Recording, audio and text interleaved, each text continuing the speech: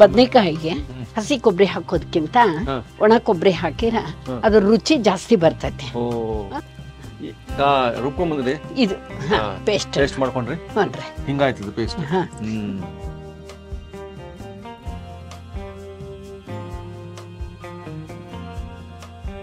ಇದು ಉರ್ದಿರ್ತೈತಲ್ಲ ಪೇಸ್ಟ್, ಇದನ್ನ ಬದನೆಕಾಯಿ ಹಾಕಿರ ಇದು ಗ್ರೇವಿ ಬದನೆಕಾಯಿ ಜೊತೆಗೆ ಗ್ರೇವಿ ತಿನ್ನಾಕ ಭಾಳ ಚಲೋ ಇರ್ತೈತಿ. ಅಂದ್ರೆ ಒಗ್ಗರಣೆ ಹಾಕೋಂಗಿಲ್ಲ, ನಮ್ಮ ಪೂರ್ವಜರು ಹೀಗೆ ಮಾಡ್ತಿದ್ರು. ಇಲ್ಲ ಇದಕ್ಕೆ ನೋಡಿ ಹಿಂಗ ಗಂಡ ಆದ್ರೆ ಭಾಳ ಚಲೋ ಆಗ್ತೈತಿ. ನಾವು ನಾರ್ಮಲ್ ಸೌದೆ ಒಲೆಯಲ್ಲಿ ಮಾಡಿದ ಬದನೆಕಾಯಿ ಪಲ್ಯ ಗಡಿಗೆಯಲ್ಲಿ ಮಾಡಿದ್ದು ಆ ಫ್ಲೇವರು ಬೇರೆ ಇರ್ತದೆ.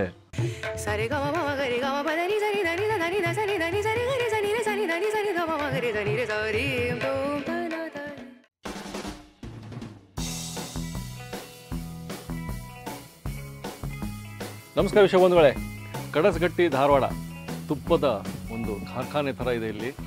ಆಯುರ್ವೇದ ಅಂತಾರಲ್ಲ, ಸಾತ್ವಿಕ ತುಪ್ಪ, ದೇಸಿ ತುಪ್ಪ. ನಮ್ಮ ವಿಶ್ವನಾಥ ಹಳಿಯಾಳು ಅವರ ತಾಯಿ ಕಮಲಮ್ಮ ಅವರು ನಮಗೆ ಇಲ್ಲಿಯ ಉತ್ತರ ಕರ್ನಾಟಕದ ಎಣಗಾ ಬದನೆಕಾಯಿ ತೋರಿಸ್ತೀನಿ ಬನ್ನಿ, ನಮ್ಮ ಶೈಲಿಯಲ್ಲಿ ನೋಡ್ಬಿಡಿ ಅಂತ ಹೇಳಿದ್ರೆ ಬಂದಿದ್ದೀವಿ. ಸೊ ಇವತ್ತು ಅವರ ಶೈಲಿಯ ಎಣಗಾ ಬದನೆಕಾಯಿ ನಾವು ನೀವು ನೋಡ್ಬಿಡೋಣ ಬನ್ನಿ. ಅಮ್ಮ ನಮಸ್ಕಾರ. ನಮಸ್ಕಾರ. ವಿಶ್ವನಾಥ್ ಹಳಿಯಾಳ್ ಅವ್ರ ತಾಯಿ ನೀವು. ಅವ್ರು ಹೇಳಿದ್ರು ನನಗೆ ಅದ್ಭುತವಾಗಿ ಮಾಡ್ತೀರಿ ನೀವು ಎಣಗಾ ಬದನೆಕಾಯಿ ಅಂತ. ನಿಮ್ಮ ಕೈ ರುಚಿನೂ ನಾವು ನೋಡ್ಬೇಕು, ವೀಕ್ಷಕ ತೋರಿಸಲೇಬೇಕು. ನಮಗೆ ಎಷ್ಟದು ಬದನೆಕಾಯಿ ಪಲ್ಯ ತೋರಿಸ್ರಿ ಇವತ್ತು? 4 ಬದನೆಕಾಯಿ ಎಣಗಾ ಬದನೆಕಾಯಿ ನಿಮ್ಮ ಶೈಲಿ. ಹೌದು, ನಮ್ಮ ಪೂರ್ವಜರು ಹೇಗ್ ಮಾಡ್ತಿದ್ರಲ್ಲ ಅದೇ ತರ ಇದು. ನಿಮ್ಗೆ ಎಷ್ಟಿದೆ ವಯಸ್ಸು ಇವಾಗ? ನಂದು 68. ನಿಮ್ಮ ಪೂರ್ವಜರು ಮಾಡಿದ್ರು ಅಂದ್ರೆ ಅವ್ರಿಗೆ ಎಷ್ಟು ವರ್ಷ ಹಳೆ ರೆಸಿಪಿ ಇದು ನಮಗೆ ಸಿಗ್ತಿದೆ ಇವತ್ತು. Digitally we are recording, digitally ಇದನ್ನ ಸ್ಟೋರ್ ಮಾಡ್ತೀವಿ. ನೋಡೋಣಮ್ಮ. ನೋಡಿ 4 ಬದನೆಕಾಯಿ, ಇದಕ್ಕೆ ಇಷ್ಟು ಉಳ್ಳಾಗಡ್ಡೆ, ಸ್ವಲ್ಪ ಕೊತ್ತಂಬರಿ ಸೊಪ್ಪು, ಇದು ಹುಣಸೆ ಹಣ್ಣು ನೀರೊಳಗೆ ಹಾಕಿ ಅದನ್ನ ರಸ ಮಾಡಿ ಹಾಕ್ಬೇಕು. ಇದು ಅರಿಶಿನ ಪುಡಿ, ಇದು ಬೆಲ್ಲ, ಬೆಳ್ಳುಳ್ಳಿ, ಸ್ವಲ್ಪ ಬೆಳ್ಳುಳ್ಳಿ. ನೀವು ಹಾಕ್ತಾ ಹಾಕ್ತಾ ತೋರಿಸ್ಬಿಡಿ ಎಷ್ಟು ಹಾಕ್ತೀರಿ ಅಂತ. ಇದು ಗುರೆಳ್ ಪುಡಿ ಮತ್ತು ಇದು ಹಸಿ ಮೆಣಸಿನ್ಕಾಯಿ ಚಟ್ನಿ. ಇದು ಚಟ್ನಿ ಮಾಡ್ಕೊಂಡಿರಿ? ಹೌದು. ಇದ್ರೊಳಗ ಮೆಣಸಿನ್ಕಾಯಿ ಹುರಿದು ಬೆಳ್ಳುಳ್ಳಿ, ಅಲ್ಲ, ಜೀರಿಗೆ, ಕೊತ್ತಂಬರಿ ಮತ್ತು ಕರಿಬೇವು, ಇದೆಲ್ಲ ಉಪ್ಪು, ಇದೆಲ್ಲ ಕೂಡಿ ಇದನ್ನು ರುಬ್ಬಿ ಇದನ್ನ ಪೇಸ್ಟ್ ಮಾಡೈತೆ. ಇದು ಶೇಂಗಾ ಪುಡಿ, ಶೇಂಗಾ ಹುರಿದು ಇದನ್ನ ಪುಡಿ ಮಾಡಿರ್ತಿ. ಇದು ಬಿಳಿ ಎಳ್ಳು ಪುಡಿ. ಇದು ಕೊತ್ತಂಬರಿ ಕಾಳು, ಪುಡಿ. ಇದು ಗುರೆಳ್ ಪುಡಿ. ಇಷ್ಟು ಇಟ್ಕೊಂಡ್ರಿ. ಮತ್ತೆ ಒಣ ಕೊಬ್ಬರಿ ಒಂದು ಹಾಕ್ತೇನೆ ನಾನು. ಇದು ಒಣ ಕೊಬ್ಬರಿ ಪುಡಿ. ಬದನೆಕಾಯಿಗೆ ಹಸಿ ಕೊಬ್ಬರಿ ಹಾಕೋದಕ್ಕಿಂತ ಒಣ ಕೊಬ್ಬರಿ ಹಾಕಿರ ಅದ್ರ ರುಚಿ ಜಾಸ್ತಿ ಬರ್ತೈತಿ. ಮತ್ತೆ ನಮ್ಮ ಗಾಣದ್ದೇ ಇದು. ಹೌದು, ಎತ್ತಿನ ಗಾಣದ ಎಣ್ಣೆ. ನಾವು ಬಂದ ತಕ್ಷಣ ನೋಡಿದ್ವಿ ಗಾಣ ತಿರುಗ್ತಿರೋದು, ಅದ್ರದ್ದೇ ಇದು ಕಡ್ಲೆ ಎಣ್ಣೆ. ಶೇಂಗಾ ಕಡ್ಲೆ. ಸರಿ, ಇವಾಗ ಯಾವ ರೀತಿ ಮಾಡ್ಕೊಳ್ಳೋದು ತೋರಿಸ್ಬಿಡಿ. ನಾನು ಇದನ್ನೆಲ್ಲ ಇದಕ್ಕೆ ಹಾಕಿ ಬಿಸಿ ಮಾಡ್ತೇನೆ. ಉಳ್ಳಾಗಡ್ಡೆ ಮಾಡಿ ಅದನ್ನ ಪೇಸ್ಟ್ ಮಾಡ್ತೇನೆ. ಅದು ಎಷ್ಟು ಸಾಮಾನು ಹಾಕ್ತೇನೆ ಅನ್ನೋದು ನಿಮ್ಗೆ ತೋರಿಸ್ತೇನೆ. ಈಗ ಪೇಸ್ಟ್ ಮಾಡ್ಕೊಂಬರಕ್ಕೆ ಈಗ. ಹೌದು, ಇದು ಇಷ್ಟು 4 ಬದನೆಕಾಯಿಗೆ ಇಷ್ಟು. ಒಂದು ಉಳ್ಳಾಗಡ್ಡೆ ಪೇಸ್ಟ್, ಒಂದು ಬೆಳ್ಳುಳ್ಳಿ ಪೇಸ್ಟ್, ಇದು 1 ಚಮಚದಷ್ಟು ಬೆಳ್ಳುಳ್ಳಿ, ಇಷ್ಟು ಹುಣಸೆ ಹಣ್ಣು, ಇಷ್ಟು ಹುಣಸೆ ಹಣ್ಣು, ಇಷ್ಟು ಅರಿಶಿನ ಪುಡಿ. ಆಮೇಲೆ ಇದು ಗುರೆಳ್ ಪುಡಿನೂ 1 ಚಮಚ, 1 ಟೀ ಸ್ಪೂನ್. ಆಮೇಲೆ ಇದು ಕೊತ್ತಂಬರಿ ಪುಡಿ, ಜೀರಿಗೆ ಪುಡಿ. ಇದು ಅದೆಷ್ಟು ಹಾಕೊಂಡ್ರಿ? ಅದು ಒಂದು ಅರ್ಧ ಸ್ಪೂನ್. ಆಮೇಲೆ ಇದು ಎಳ್ಳು ಪುಡಿ 1 ಟೇಬಲ್ ಸ್ಪೂನ್ ಹಾಕ್ತೇನೆ. 1 ಟೇಬಲ್ ಸ್ಪೂನ್ ಎಳ್ಳು ಪುಡಿ. ಬಿಳಿ ಎಳ್ಳು ಪುಡಿ. ಇದು ಶೇಂಗಾ ಪುಡಿ. ಇದು ಎಷ್ಟು ತೊಗೊಂಡ್ರಿ?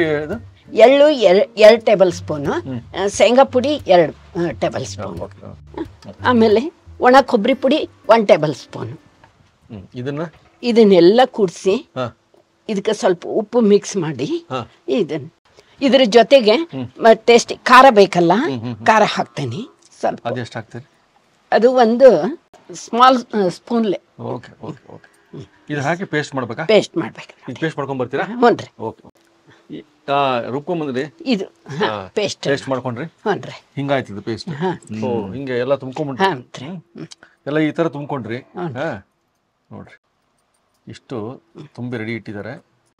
ಇದನ್ನ ಒಲೆ ಮೇಲೆ ಇಟ್ಟು ಇದಕ್ಕೆ ಸ್ವಲ್ಪ ಹುಣಸೆ ಹಣ್ಣು ಅದು ನೀರು ಹಾಕಿ ಒಲೆ ಮೇಲೆ ಗಡಿಗೆ ಒಳಗೆ ಮಾಡೋದು, ಗಡಿಗೆನ ಕುದಿಯಾಕಿಡೋದು, ಆಮೇಲೆ ಎಣ್ಣೆ ಹಾಕೋದು. ಇದು ಕುದಿ ಹೊತ್ನಾಗ ಎಣ್ಣೆ ಹಾಕೋದು, ಒಗ್ಗರಣೆ ಒಳಗೆ ಎಣ್ಣೆ ಹಾಕೋಂಗಿಲ್ಲ ಇದು. ಓಕೆ ನೋಡೋಣ್ರಿ ಗಡಿಗೆ ನೋಡೋಣ. ಇದನ್ನ ಗಡಿಗೆ ಒಳಗೆ ಹಾಕ್ಬೇಕು. ಹಾಕ್ರಿ ತೋರ್ಸಿ.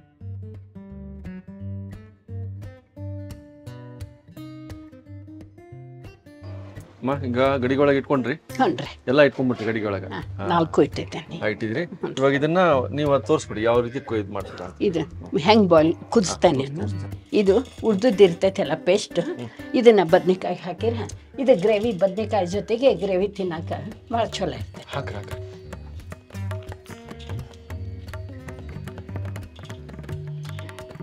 ಈಗ ನೀರು ಹಾಕ್ತೇನೆ ಅಂದ್ರೆ ಎಲ್ಲಿಕ್ರೆ ಹೊತ್ತೈತೆ ಅದ.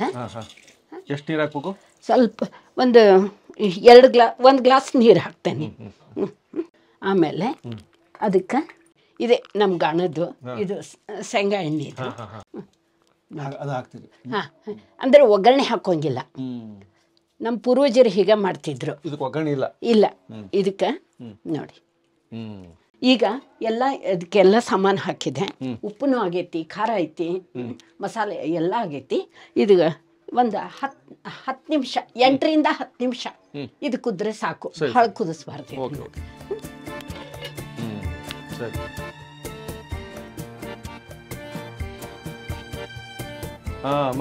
ನೋಡಿ ಎಷ್ಟೊತ್ತು ಕುದಿದೆ ಈಗ? 8 ನಿಮಿಷ ಕುದ್ದೈತಿ. ಇನ್ನೂ ಹಣ್ಣು ಬೇಕಾದ್ರೆ ಮೆತ್ತಗೆ ಬೇಕಾದ್ರೆ ಇನ್ನೊಂದು 2 ನಿಮಿಷ ಮಾಡಬೇಕು.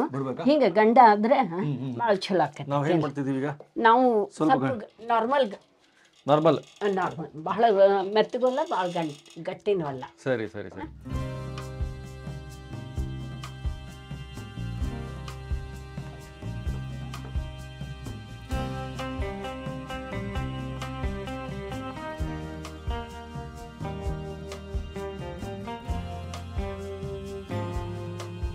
ನೋಡಿ ಈಗ ಬದನೆಕಾಯಿ ಎಣ್ಗಾಯಿ ರೆಡಿ ಆಗಿದೆ. ಮೇನ್ ಅದು ಗ್ರೇವಿ ನೋಡ್ರಿ, ಅದು ಪಕ್ಕ ಹಳ್ಳಿ ಸೊಗಡು ಕಾಣ್ತದೆ. ಹಾಗೆ ಹಳ್ಳಿ ಮನೆಯೊಳಗೆ ಹಿಂಗೆ ಮಾಡೋದು. ಧನ್ಯವಾದ. ಧನ್ಯವಾದ. ನಮಸ್ಕಾರ. ಬಾಬಾ ನಾವು ಕಡಸ್ಗಟ್ಟಿ ಎಣ್ಗಾಯಿ ಅಂತ ಹೇಳ್ಬೇಕು ಇದನ್ನು. ಸರ್ ಈ ಮಸಾಲಾಗೆ ಬಂದಿದ್ದೀನಿ ನಾನು. ನೋಡಿ ಹೆಂಗಿದೆ ಮಸಾಲ. ಈ ಮಸಾಲ ಬಂದು ಊರಿಂದ ಚೇಂಜ್ ಆಗ್ತದೆ. ಇಲ್ಲಿ ಉತ್ತರ ಕರ್ನಾಟಕದಲ್ಲೇ ಒಂದೊಂದು ಊರಿಗೆ ಒಂದೊಂದು ಮಸಾಲ ಇರ್ತದೆ. ಅದಕ್ಕೆ ನೀವು ನೋಡಲೇಬೇಕಿದು. ಸದ್ಯಕ್ಕೆ ಎಣ್ಗಾಯಿ ಬದನೆಕಾಯಿ ಒಂದು ಒಳ್ಳೆ ಹಳ್ಳಿ ಚಪಾತಿ ಅಂತಾರಲ್ಲ ಹಾಗೆ ಸಿಕ್ಕಿದೆ. ಬದನೆಕಾಯಿ ಯಾವ ರೀತಿ ಬೆಂದಿರ್ತದೆ ನೋಡಿ ಹೆಂಗಿರ್ತದೆ ಒಳಗಡೆ. ಈ ರೀತಿ ಎಣ್ಗಾಯಿ ಬದನೆಕಾಯಿ ಅಂತ ಹೇಳೋದು. ಕಟ್ ಮಾಡಿಕೊಂಡು ಇದು ಈ ಗ್ರೇವಿ ಇದೆಯಲ್ಲ, ಈ ಮಸಾಲ ಮಾಡೋದು ನೋಡಿರಿ ನೀವು. ನಾವೊಂದು ಇದು ತಿಂದು ನೋಡ್ಬಿಡೋಣ. ನೋಡಿ ಒಂದೊಂದು ಊರು ಒಂದೊಂದು ಪ್ರಾಂತದಲ್ಲಿ ಒಂದೊಂದು ರುಚಿ ಇರ್ತದೆ ಅಂತ ಹೇಳಿದ್ದೆ ನಿಮಗೆ. ಸೊ ಇಲ್ಲಿಯ ರುಚಿ ಇದು, ಕೈ ರುಚಿ ಕಮಲಮ್ಮ ಅವ್ರದ್ದು. ನಾವು ಟೇಸ್ಟ್ ಮಾಡ್ಬಿಡೋಣ.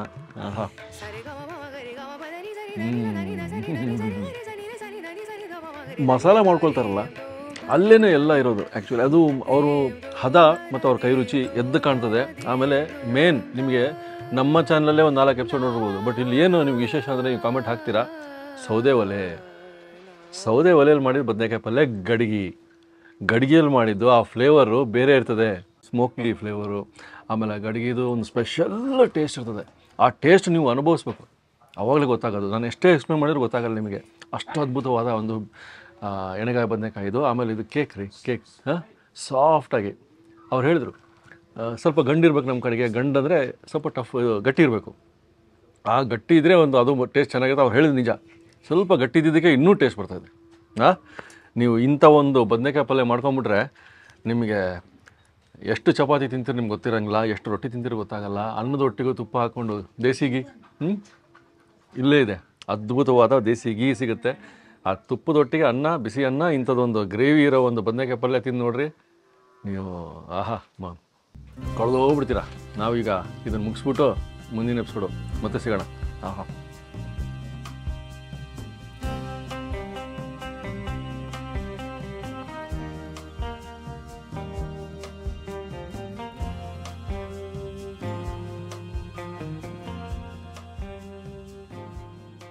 ಇನ್ನೂ ಅನೇಕ ಸ್ವಾದಿಷ್ಟ ರೆಸಿಪಿಗಳಿಗಾಗಿ ಸಬ್ಸ್ಕ್ರೈಬ್ ಮಾಡುವುದನ್ನು ಮರೆಯಬೇಡಿ.